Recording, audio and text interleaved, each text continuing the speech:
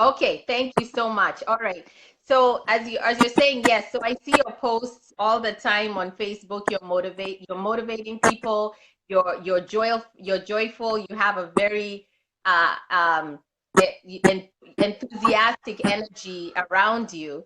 And one of the questions that I had at the very beginning is how do you continue to do so, irrespective of the fact that you are living with a challenge that I think would see as unsurmountable because you are living your life essentially on a wheelchair. Is that something you're willing to talk to us about today? Yeah, that's not a problem at all. But Okay. my faith drives me.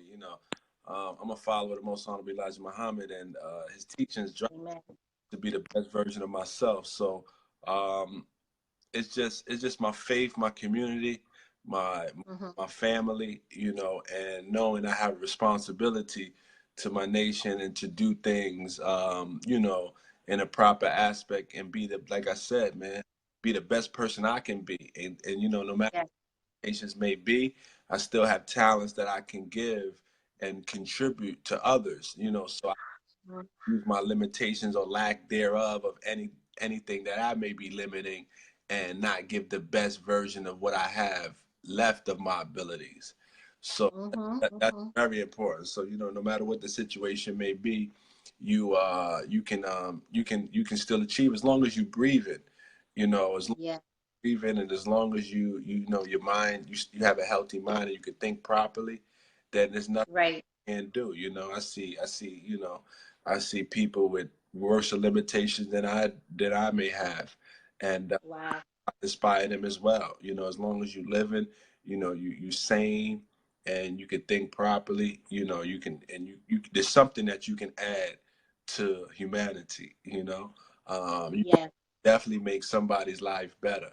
So that's what I do. So every day, and it's like and I stay around positive people, positive influences, people that's inspirational as well, because Yeah. not every day that I get up and I'm inspirational. Some days, some days is worse than others. We all have those ups and downs, Yeah.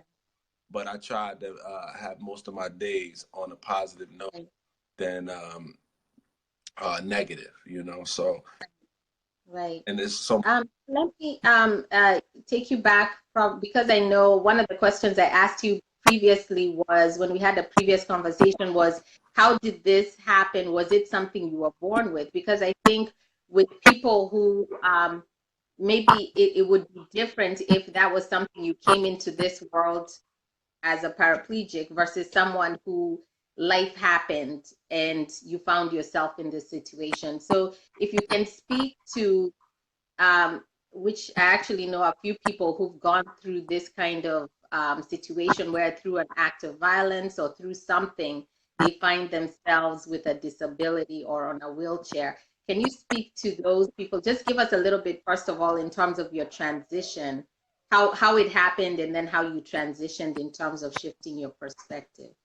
Yeah, it was a situation that happened when I was younger, and I never was, I wasn't always in a wheelchair, Mhm. but through that situation in the beginning, and when it happened to me, some many years ago, it's always a tough transition in the beginning because you is this new life is foreign to you, um, you just one day you walking and the next day you can. That's like, wow, that's a culture shock. Yes, yes. Being able to deal with that in the beginning stages was tough, and relating and just the simple things that people take for granted. you Mm-hmm. you know that you don't normally notice because you do it on a daily basis, just as So, breathing. Breathing yeah. a, a, a, a great thing to be able. I remember when I had my accident, I couldn't even breathe, and I was like, wow, they had to teach me how to do that again. How old were you? I was 19 going on 20. Oh, wow. So that was a long time ago. Yeah. I still look the same age. People say, Yeah, you look like you're 25. you know. But other than that, but it's in the beginning it was a tough transition. But Okay. I was always a positive, grew up a positive individual, had great inspiration, always had a positive outlook on life. So I handle it Right. better than most people do. As you look around today, and there's tens of thousands of people in wheelchairs, but you don't see too many of them. You know, No. handling like I do. Why? Because some people don't know how to handle this situation. Mm. They're not readily available. They just don't know how to handle it. So I try to help those as well. Those that Oh. have disabilities, and let them know, hey, this is what you can do. These are activities. This is what I can. They can relate. I can relate Hmm. to them and understand Yeah. the struggle because I am in a similar situation. Um, Right. so but now I'm just happy to be here. A lot of times, individuals, they certain situation through acts of violence or whatever the case may be, they're not here at all. So I'm just happy to be here, and happy to be able to still contribute to myself, my family, my nation, my brothers, everybody I come in contact with, and make their life better than they was. So that's what I strive to do on a daily basis, and that's what I'm gonna continue to strive to do. Um, Right. so Did you have so you're saying essentially within yourself, you're a very strong person. And so you've always been this kind of person that is able to bounce back, a resilient person, or just your perspective of life. That's how you've always been. Is that what you're saying? yeah, I've always been that type of resilient person. I grew up in a urban ghetto, as they call it. The projects. You Yes. single. Just the same story of what a lot of individuals in our community go through. Single mother. You know, Right. ill. So I survived a lot, and that that type of environment makes you resilient. That makes Oh. you to be able to overcome hardships, overcome difficulties, overcome you know the pot just people saying no to you on a constant basis. So it gives you that ability to be able to do things like that. And just having love, and at the same time in them areas you get a lot of love from people as well. You know Yeah. uh, it's tons of love there too, but you just got to be able to be in a position to receive it. So my upbringing made me who I am, and the people that came into my life as well. Because Hmm. we we we we we also we become a product of our experiences as well. People that we encounter. So Yeah. shape me as well. Um, so I was able to deal with when hardships came. It's really not too hard for me because I've been through a lot, and I can understand it as well. Right. That's amazing. It reminds me of this past weekend, Oprah had done an interview talking about childhood trauma and how, people, um, because of trauma, they carry these adverse experiences from their life for a long period of time, because they've gone through so much.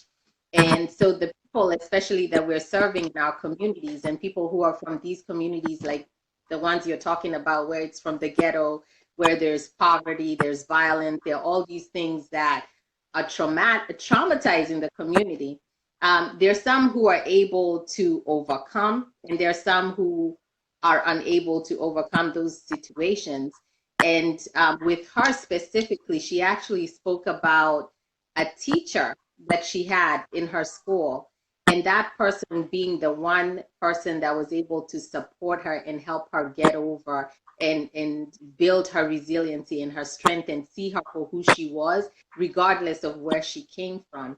So I'm saying that to pivot to this idea that you may come from horrible life experiences and life may have happened to you, but just the importance of people who are willing to stand up in community and make a change and serve others through their story, but also through their experiences. So is that why well, maybe I should say, can you speak to us about the work that you're doing with financial empowerment? I know I've seen you teaching classes and having Facebook Lives at, I think, the Ministry of Caring, where you're teaching homeless people on financial empowerment. Is that part of what you're doing to serve others in the community? Yes, and like you said, and what you're doing with this program, the Hope Hub, giving people Mm-hmm. hope and doing is very honorable as well. So I'm Thank excited. you. Thank you for the opportunity for allowing You're welcome. me on your platform as well. Because like you said, one person can change a person's whole life, Yes. person's whole trajectory. Have Yeah. to move in a whole different direction. So Mm-hmm. and each one teach one. So Yes. what you're doing is very honorable, and so like you said, like that one person that poured into that individual that made them change their whole life. Their whole life. Yeah, so don't never think what you giving somebody is not valuable. Yeah. You just got to keep planting the seeds and Mm-hmm. water it. Plant the seeds and let the world water it. And Yeah. to fruition over time.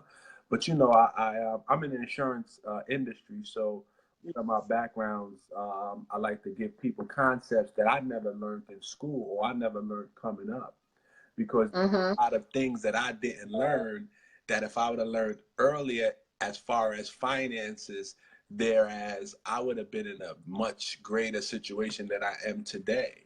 And Wow. so I try to give people concepts on things that I never learned so they can do more with their dollar, because the dollar has a lot of power if used properly.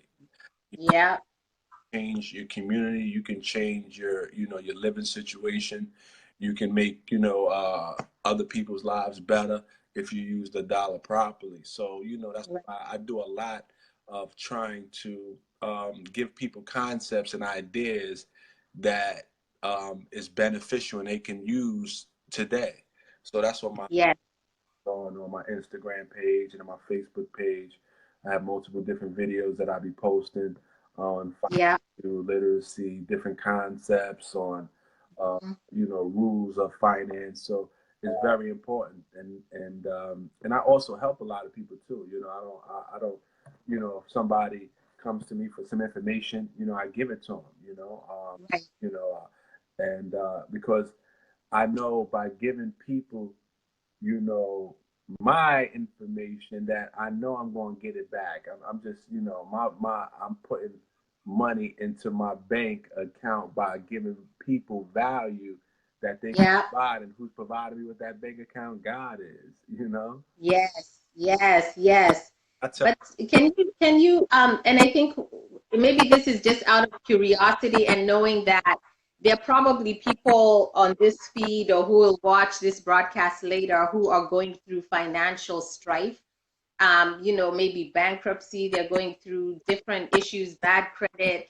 Um, what are some of those maybe hope strategies or mindset things that you teach people so that they can shift their mindset and feel like they can make a difference? Because especially if you're out in community teaching at shelters, because I've seen you teaching at different shelters, right? Like Ministry of Caring or the YMCA or the YWCA, different places where I know these people have no money, they have no housing. They're basically at the lowest point. What kind of mindset, what do you tell someone who is at that lowest point, yeah, that in terms of empowerment, financial? yeah, I taught at different people, but a lot of my teachings been talking to entrepreneurs. Um, Okay. when I do speak to individuals, like where you be seeing me at, those is basically classrooms for entrepreneurs. I haven't gotten to speak to anybody at the shelters as of, you know, uh, Oh, but okay. you know, their situation may be totally different. Everybody Mm, speak to when you speak to certain sectors, you need to know their problem at first. I would have to go to the root of somebody in that particular situation, a shelter or a homeless individual's problem. It may not be financial. right. A lot of people problems is not always financial. Right. You can give its mindset. You know, Mm, because poverty is in the mind of the people. I can right. somebody that got a poverty mindset, millions of dollars, and they're going to do the same thing they did when they have nothing. You know, Yeah. so certain situations, depending on the people you're dealing with, you would have to determine their problem, and everybody's problem, you know, is not financial. And I have come to that realization after speaking. Yeah. It was just a mindset problem and how they think about wealth, how they think about money, how they think about themselves. You know, Mm-hmm. time. Um, and Okay. start to get into that, then you start to learn about that individual or that community. Right. Right. And I think, and maybe I'm thinking back to, I used to work for an organization that had shelters, and folks would be in those shelters and they didn't have any they didn't have any money, they didn't have a house, they had no supports, and then helping them transition to that frame of mind where you um, you're showing them you're able to. It's almost, and I think this connects to hope. You have to have them visualize, what it is that they want.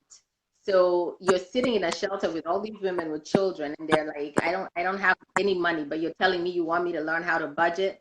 And so I said, well, I want you to visualize where you're gonna be 6 months from now, where you would like to be 6 months from now, in this specific neighborhood, in this specific apartment. And then in order for you to be there, we would go through and ask them, how much rent how much is rent in this neighborhood? So the person would say, well, it's about $600 a month or $700 a month. Okay, how much do you think you're going to need for food? How much do you think you'll need for utilities? And so we paint a picture of what it would be like for them to live there. And then once they start seeing it in terms of finances and money, then we would then create a budget based on that income and then start working on strategies to get a job that would be able to pay for those expenditures. So when they go out looking for a job, they're able to better advocate for themselves because they're saying to themselves, well, I really need to be in that house, in that neighborhood. I need furniture, I need food, I need utilities. And so I'm not going to go for this job. Or maybe I will go for this job, but I'm going to need another job in addition to this job in order for me to live that lifestyle. So that's how we made them make that jump, but it was more so mental. It had to be a visualization process for them in order for them to start on that journey. So I'm going to ask you though, because I'm not with micro enterprise. What kind of advice do you give to people who want to be entrepreneurs and they're scared of making that jump? And first, what you just explained, that whole scenario, what you do, that Yeah. you just gave them a financial plan. I think you have a career in that as well. We need to talk. You know. Oh my.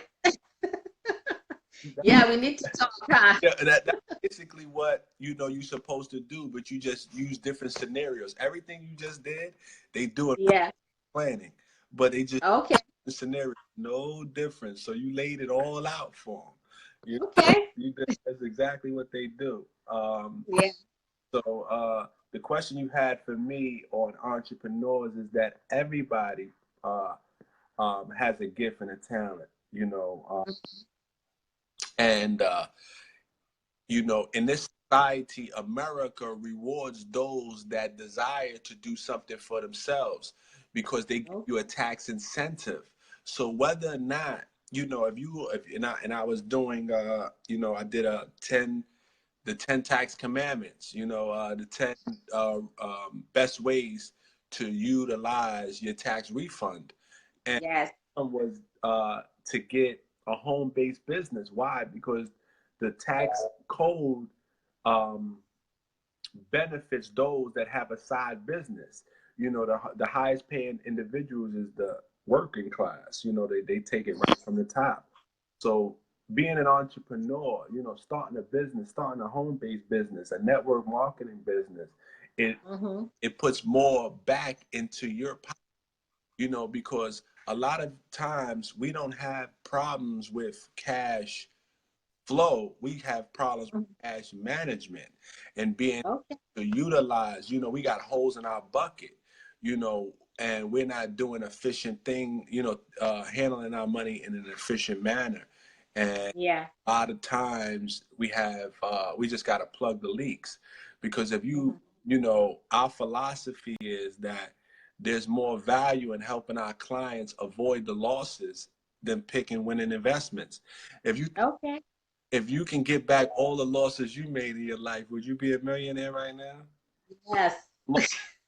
Not the winnings, just the money that you lost, or the money that we spent foolishly. You Oh my gosh.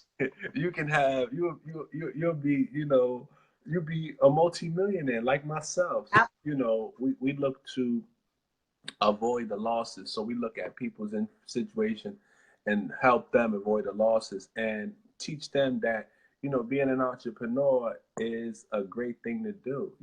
And everybody has that ability to do so.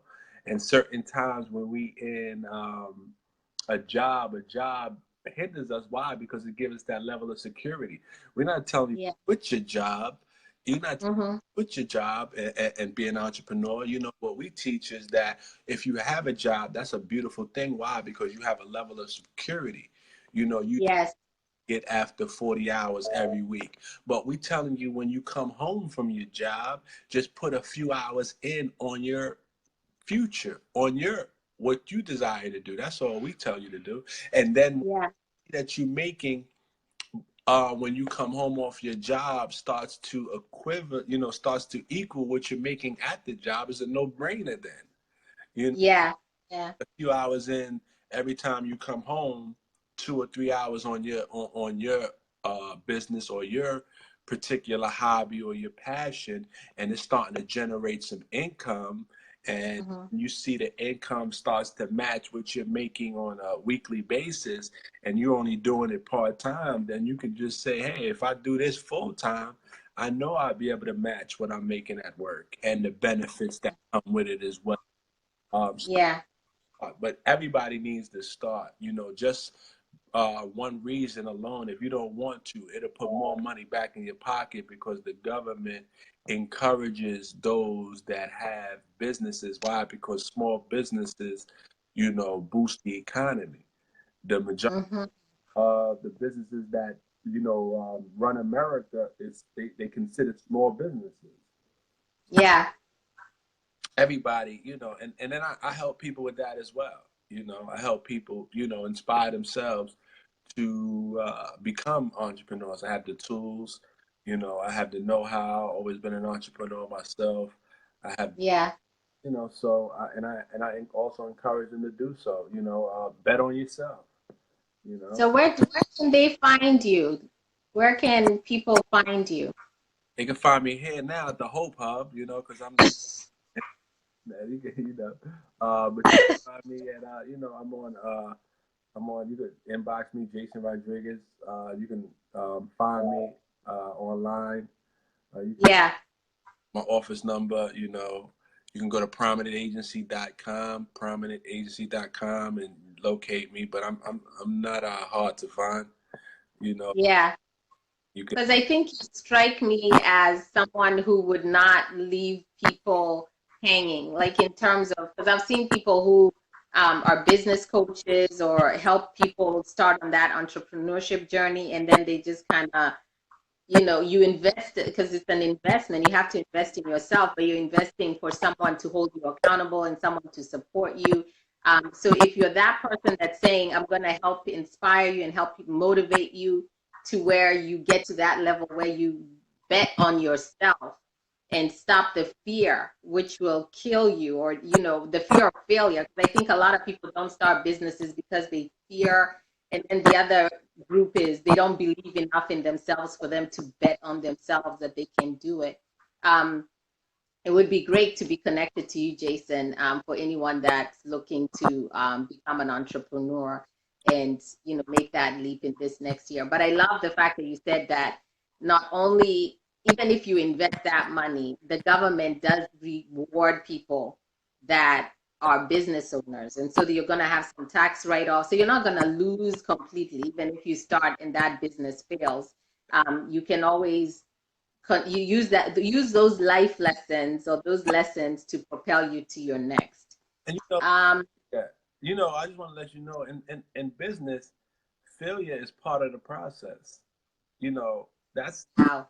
that's part of the process. You know, it's just like, you know, you got to look at it as scientists. You know, when scientists, you know, come up with something in the laboratory that doesn't work, they don't look at it as failure. They just let you know that it cannot be done that way. Yeah. So, you know, failure is part of that, as you would say, as they would say, failure is part of the process. You know, Right. it's like, you know, riding a bicycle. When you first rode a bicycle, many of us fell, but we Yeah. stopped. You know, we continued on that journey, and Right. we learned how to ride. But that's just how business is. You're gonna fall, you're gonna get up. They say most entrepreneurs fail 9 out of the 10 business they start. You know, Wow. so what, that didn't stop them. So, you know, if I fail 1, 2, 3 businesses, that means I got, you know, 5 more to go, 6 more to go, you know, to my, Yes. but that doesn't deter me because, you know, there's so much opportunity out here. So don't be scared of failure. People scared, hey, Yeah. what is people going to think about me? How, you know, it's not about what people think. It's how you feel about yourself. And at least you Right. tried. You know, you don't want to live your life and say, hey, I didn't try to live the dream, Yeah. you know, things that I wanted to do that was positive in the world, that was able to, That, you know, bring some impact to others. that's true. So I see Severina says fear of failure is like a disease to so many of us. Thank you, my sister Faith. That is true. Lorraine says, yes, failure is a process. Failing is part of it, but getting up is the key. That's right. So you can fail, fail, fail, try again, but just never quit. Never. Don't you ever quit. No. All right. So I wanted to at least have a moment to speak about the Fathership Foundation and your involvement in it. If you want to give us, I know that this idea of the absentee Black father is a myth, first of all. I think it's part of this media hype that, that fathers are absent, Black fathers are absent. And, you see it in the media, you see it in the newspaper, in the magazines. But I have found that a lot of Black fathers are very involved in the lives of their children. So anyway, that being said, tell me a little bit about the Fathership Foundation, why you're involved in it, and anything else you want to share. The Fellowship Foundation is currently ran by the director, CEO, Jonathan Wilson. He's working on his doctorate program. Great guy, and he got me involved in this great movement as well. Because, Mm-hmm. so we came up. He came up, and he has research to determine when a father is involved in a child's education. Not only does it help their child, it helps the child. It helps other children in the classroom as well. So, you know, and it just goes to the effect that you don't know how many people you're affecting by just being present. You know, I may think I'm just affecting my child, but no, Yes. neighbor, the person, the other child that sits at his desk, and they, you know, they want to do the best as well because they see a parent involved, and then it also gets other male parents involved as well because Mm-hmm. go home and say, hey, my dad, Jason's dad was at, school today and he comes every day and he helps out, and then and then he starts to inquire and wants to do it. So, we felt that, getting male parents particularly involved in the school system helps their child Mm-hmm. achieve better grades, and not just better grades, they become better citizens in a community as well. And it helps the parent too. Helps the parent be more responsible. It has so many trickle down effects Mm-hmm. that may be unnoticed in the situation, but it does work out well. And I'm glad to be a part of that organization.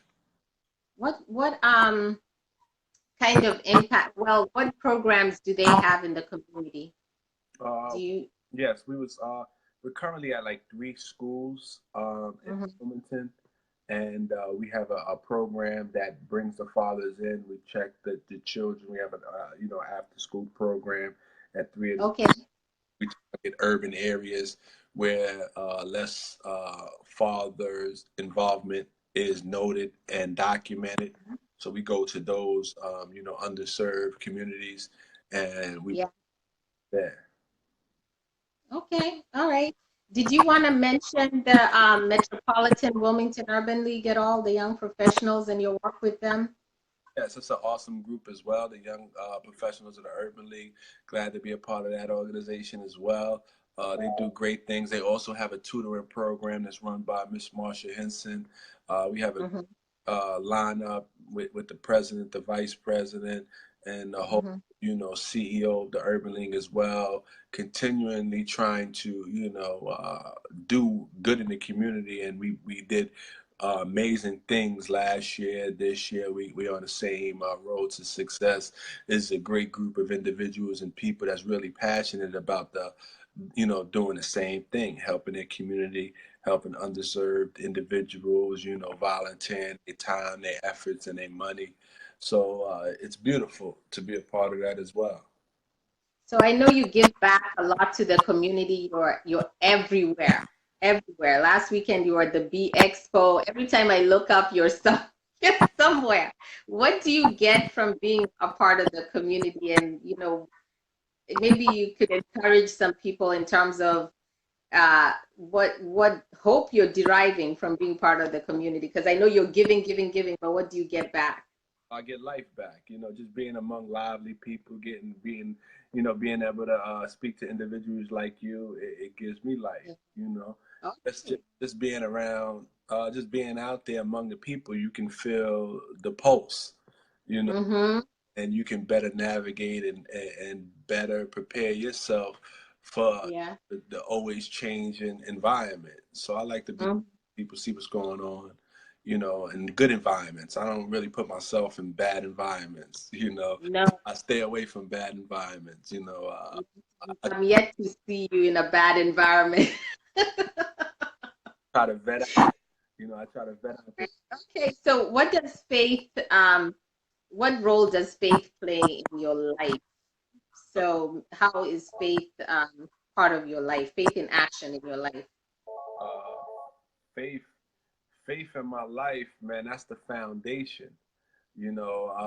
It dictates all my moves, all my thoughts, all my actions. Yes. Without my faith, um, I'll be lost. It's the foundation. It's what I stand on. And Mm-hmm. if it don't agree with my faith, if the moves that I make don't agree with my faith, if it conflicts with my religion, I just don't do it. I stay away from it. You know, um, so that's what guides me on what uh, area and where I be in my life. So that's the whole thing. I stand on that. Mm, and it's everything. It's And that keeps that I think keeps that. one of the things that I forgot to mention was how, I see you and your children and how you push them and you motivate them. I think there was a post you had put up a few weeks ago where you had taken your daughter to a college to kind of show her the dream That's of being in college. So just speak to me about you being a father, just a little bit about who you are as a father and how family plays a part in who you are. yeah. A father. And that's another thing I learned how to be a father through my faith. You know, Okay. um, a lot of times, we're not taught. I'm from, like I told you, my background. We're not taught how to be parents, how to be proper parents and fathers, and Yeah. somebody got to teach you.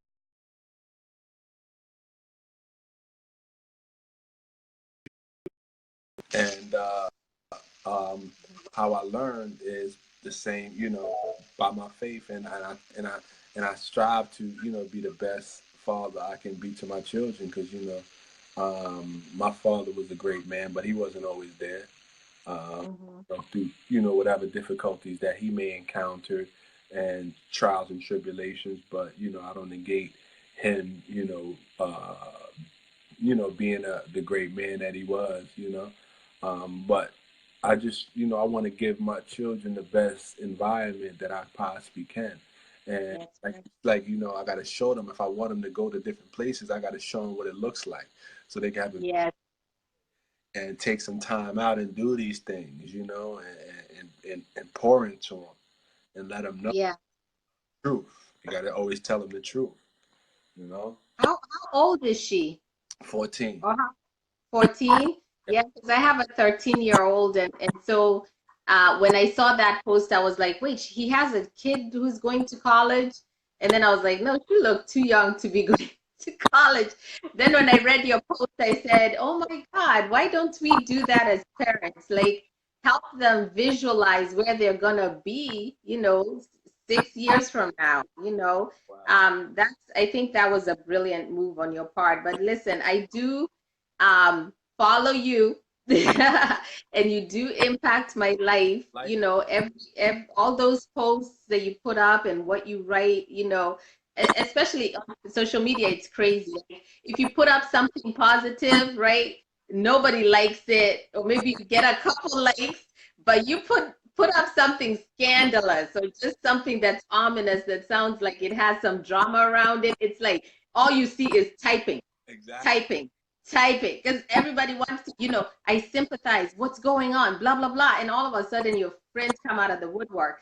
But, I really appreciate people who are positive and, give me high energy and are able to motivate me to live my best life. And that's what you do for me, Jason. And I'm sure for a whole lot of other people on these Facebook streets. And I'm going to follow you on Instagram too. Appreciate that, and you do the same. I'll be watching your videos. I was watching your video the other day when you was outside working out, and you just a real person, and and you authentic, and that today, everybody, social media makes people who they makes people other than themselves. You Yeah. when you see authentic individuals, it's a blessing. You know, Thank you so much. no problem. Thank Thank you so much. I'm gonna say we're out. I don't know how long we've been on here. Thank I know you have a busy day ahead of you, but guess what? It's actually your post. So you're the one that's gonna have to end this. Yeah. So, like again, I appreciate you giving me the opportunity. Thank you for giving me the platform, and let's just keep this, going and impacting our people in our community. Thank you. I thank you. Bye bye.